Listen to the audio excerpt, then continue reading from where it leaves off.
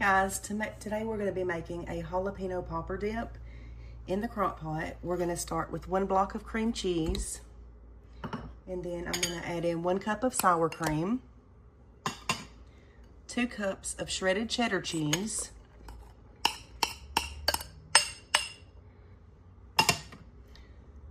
1 can of diced jalapeno peppers, and 1 tablespoon of minced garlic. And then we're going to cook it on low for 3 to 4 hours.